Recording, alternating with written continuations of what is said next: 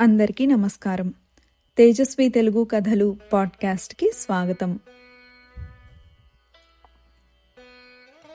కంచి పరమాచార్య స్వామివారి వైభవాన్ని తెలిపే ఈ అనుభవం పేరు అయ్యంగార్ స్వామి అలక. ప్రతి శుక్రవారం కంచి మఠంలో విద్వత్ సదస్సు జరుగుతుంది. పండితులందరూ వివిధ విషయములపైన చర్చించుకుంటారు. ఆఖరుగా పరమాచార్య స్వామివారు చివరిగా వివరణ ఇస్తారు. అలాగే పండితులందరికీ స్వామివారు సన్మానం అంటే దక్షిణ ఇస్తారు. అలాంటి ఒక రోజున చిన్న కాంచీపురం నుండి ఒక అయ్యంగార్ పండితులు వచ్చారు. పరమాచార్య స్వామికి నమస్కారములు చేసి స్వామివారు ఇచ్చిన డబ్బులను తీసుకున్నారు. కానీ దానితో అతను తృప్తి చెందలేదని అతని హావభావాలు చెబుతున్నాయి. మహాస్వామి వారు దాన్ని గమనించి, "ఏం అయ్యంగార్ స్వామివారు, సంతోషమే కదా?" అని అడిగారు. ఆయన అవును అని ముభావంగా చెప్పి వెళ్ళిపోయారు. మిగిలిన పండితుల తర్వాత సామాన్య భక్తులు స్వామి దర్శనానికి వచ్చారు. మొదటిగా ఉన్నది కుటుంబంతో సహా ఉన్న ఒక న్యాయవాది. ఆయన ఒక పళ్ళెంలో పూలు, పళ్ళు, జీడిపప్పు మొదలైనవి తీసుకుని వచ్చి స్వామివారి ముందు పెట్టి, "పెరియవా, ఒక విన్నపం" అని అన్నాడు. మహాస్వామివారు అతన్ని ఊరికే ఉండమని చెప్పి ఒక శిష్యుణ్ణి పిలిచి, "వెళ్ళి ఆ అయ్యంగార్ స్వామిని పిలుచుకొనిరా, చిన్న కాంచీపురం వెళ్ళడానికి బస్సులో కూర్చొని ఉంటాడు" అని చెప్పారు. ఆ శిష్యుడు గంగైకొండన్ బస్టాండ్కు వెళ్ళి చూడగా ఒక బస్సులో కూర్చొని కనిపించాడు ఆ పండితులు. మహాస్వామివారు తనని రమ్మన్నారని ఆ అయ్యంగార్ స్వామితో చెప్పాడు ఆ శిష్యుడు. "నేను 30 పైసలు పెట్టి టికెట్ కొన్నాను. నేనిప్పుడు అక్కడికి వస్తే నాకు 30 పైసలు నష్టం" అని చెప్పాడు ఆ స్వామి.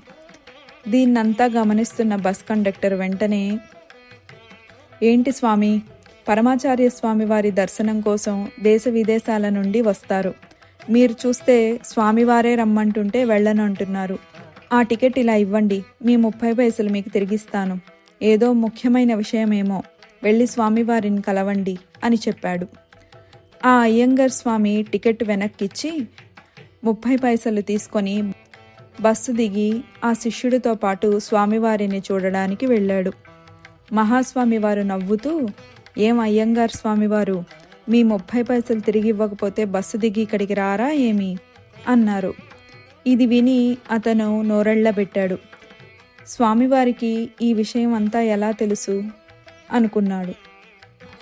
పక్కనున్న న్యాయవాది మళ్ళీ, "పెరియవా, ఒక విన్నపం" అంటూ మొదలుపెట్టాడు.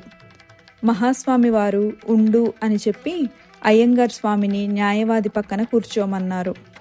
ఆ స్వామి చిరునామా తీసుకోవాల్సిందిగా ఆ న్యాయవాదికి చెప్పారు. తరువాత అయ్యంగార్ స్వామితో తరువాతి బస్సు సిద్ధంగా ఉంది, వెళ్ళమని చెప్పారు. అతనికి ఏమీ అర్థం కాక వెళ్ళిపోయాడు. న్యాయవాది మరలా "పెరియవా" అని మొదలు పెడుతుండగా స్వామివారే, "ఏమప్పా, ప్రతి నెల వేదం చదివిన ఒక పేద బ్రాహ్మణుడికి కొంత ధనం ఇవ్వాలి అని కదా అనుకుంటున్నావు, అంతేనా" అని అడిగారు.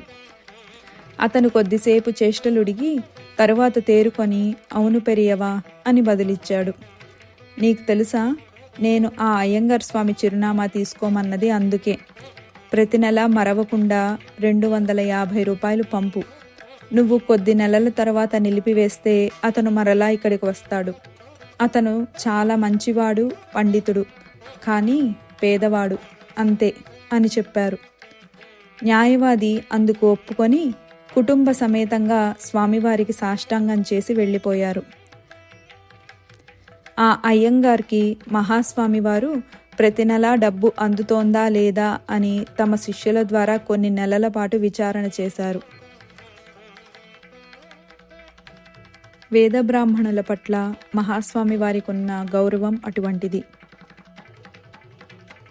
అపార కరుణా సింధుం జ్ఞానదం శాంతరూపిణం శ్రీ చంద్రశేఖర గురుం ప్రణమామి ముదాన్వహం. స్వస్తి.